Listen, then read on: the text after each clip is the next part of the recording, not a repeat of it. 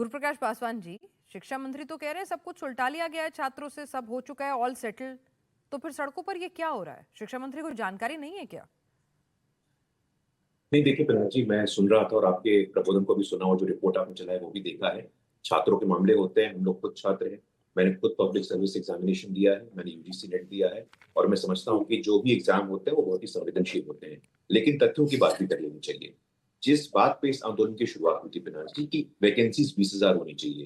TRE teacher recruitment examination में 20,000 की vacancy होनी चाहिए। सरकार ने एडवर्टीजमेंट निकाला है, सरकार का नोटिफिकेशन आया है, 32,000 से अधिक पदों की नियुक्ति होनी है और वो जारी हो गई है। पहली बात। दूसरी बात, एक बीपीएससी के अधिकारी ने एक ओछा बयान दिया था, अनर्गल बयान दिया था। उस अधिकारी को अविलंब निलंबित किया गया, कार्रवाई की गई है। सरकार ने, अभी आपने भी चलाया और हम भी जानते हैं कि सरकार वार्ता के लिए तैयार है। लोकतंत्र में बातचीत होनी चाहिए, लोकतंत्र में संवाद होना चाहिए। किसी को राजनीतिक रोटी सेकने का मौका ना मिले, ये सुनिश्चित करना चाहिए। हमने देखा झारखंड में क्या हुआ, हमने देखा दिल्ली में क्या हुआ। दिल्ली में छात्रों की मांग थी, उन छात्रों की मांग को स्वीकार किया गया। लेकिन छात्र छात्री में भेदभाव करना ये चीज ठीक नहीं है। बिना जी, मैं आपको पूरी जिम्मेदारी के साथ कहना चाहता हूँ, मैं खुद एक प्रोफेसर हूँ, मैं पटना विश्वविद्यालय में पढ़ाता हूँ, छात्रों के मुद्दों को समझता हूँ, खुद छात्र रहा हूँ और जानता हूँ। लेकिन इस प्रकार से सियासी रोटी सेकना ये ठीक नहीं है। आपने कहा नोटिफिकेशन करिए, सरकार ने कर दिया। आपने कहा निलंबन करिए, सरकार ने कर दिया। आप नहीं, सरकार से छात्र बात कह रहे करना हैं सर, चाहते हैं, सुनिए ना, सरकार लगातार छात्र कह रहे हैं संवाद कर रही है, बात कर रही है। कि डबल सिस्टम जो है कि पहले प्रीलिम्स और मेंस,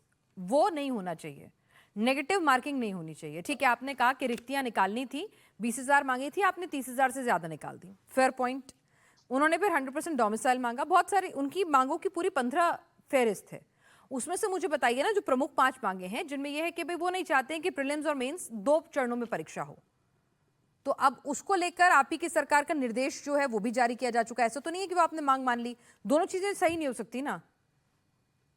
नहीं नहीं देखिए, सभी मांगों को मांग लिया गया है, मैंने ऐसा दावा नहीं हम्म। किया बिनासी। और मैं कहना चाहता हूं कि प्रीलिम्स और मेंस की प्रणाली कोई आज की प्रणाली नहीं है। ये सिस्टम बहुत दशकों से चला आ रहा है। और चलिए इस पे भी बात होगी। इस पे भी सरकार ने कहा कि एक्सपर्ट कमेटी बनाइए। एक्सपर्ट कमेटी में कौन कौन रहेगा? एक्सपर्ट कमेटी में सेकेंडरी, यूनिवर्सिटी, कॉम्पिटिटिव एग्जामिनेशन तक शामिल है। हर परीक्षा में जो भी सुधार की आवश्यकता है उस पर लॉन्ग टर्म सोल्यूशन लाइए ना आप हमारी मांगे पूरी हो चाहे जो मजबूरी हो। देश ऐसा थोड़ी ना चलता है भाई, 140 करोड़ का देश है। अभी जब दिल्ली में समस्या हुई तो उच्च स्तरीय समिति बनी कि नहीं बनी? नंदन नीलेकनी के नेतृत्व में वहां लॉजिस्टिक्स के लोग हैं, सिक्योरिटी के लोग हैं, इंटेलिजेंस के लोग हैं। कानून में संशोधन हुआ कि नहीं हुआ? 10 करोड़ तक का फाइन आपको देना पड़ेगा, 10 साल तक का रिग्रेस पनिशमेंट होगा। एक दिन आप चाहेंगे कि हम सड़क पे आए और कुछ भी मांगों को मनवा ले, ऐसे नहीं होता। मैं क्षमा चाहता हूँ, रैशनली बात करिए, तर्कसंगत बात करिए, तर्कों के हाँ आधार ठीक पर है, बात आप भी करिए। यही अभी बात की करें घटना जो है, आप आपके डेलीगेशन सहयोगी के जरिए एक जेडीयू बात ने कहा करिए। है। जेडीयू की तरफ से उन्होंने सीधा दो टूक कह दिया है, राजीव रंजन जी ने, कि तार्किक मांगे हैं ही नहीं। कौन सी मांग आपको तार्किक नहीं लगती? जरा फेहरिस्त आप देंगे या डॉक्टर अनुप्रिया जी देंगी?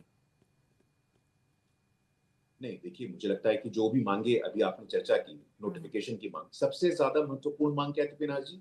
नोटिफिकेशन आना चाहिए, हम्म। परीक्षा का प्रचार होना चाहिए। हम्म। 32,000 से अधिक वैकेंसी हम लोग निकाल करके लेके आए हैं। और जो भी मांगे हम आज भी कह रहे हैं, दरवाजे खुले हुए हैं। ऐसा थोड़ी ना कि आप अराजकता फैलाइएगा पिनाज जी। आप जो भी आप सड़क पे डाक बंगला चौराहा में देख रहा था पिछले 15 मिनट से, और मैं आपका आभारी हूँ कि आपने दिखाया है। डाक बंगला चौराहा हमारे शहर का बिल्कुल गुरुत्वाकर्षण केंद्र है, एक इंपॉर्टेंट नर्व सेंटर है। वहां पे इस प्रकार से अराजकता फैलाना ये ठीक नहीं है। सरकार की मांग है, आप जो भी मांगे आप चर्चा करिए, ठीक बात है। करिए, संवाद करिए। संवाद से समाधान निकलना चाहिए, देखिए, व्यवधान नहीं पैदा संवाद नहीं करना हुआ चाहिए। होगा तभी उस तो प्रकार सड़क से पर उतरने राजभवन की को आप नौबत आई पोस्टर होगी चला ना। के रखेंगे। डॉक्टर गुरु प्रकाश पासवान जी, कोई छात्र भी नहीं चाहता ना कि उसके ऊपर लाठियां बरसें। कोई छात्र नहीं चाहता कि उसके ऊपर वाटर कैनन की बौछारें हों, एग्जाम की तैयारी छोड़ के वो सड़कों पर आए। ठीक है, मैं नहीं कहती कि इसमें राजनीति से प्रेरित या राजनीतिक दलों के जो स्टूडेंट विंग है वो सड़क पे नहीं उतरे होंगे, पर ये भी तो नहीं कह सकते ना ब्लैंकेट बैन कि हर छात्र या अराजकता फैलाने की कोशिश कर रहा है। छात्र आंदोलन को कितने दिन हुए हैं? झारखंड में कितने दिन आंदोलन चला था?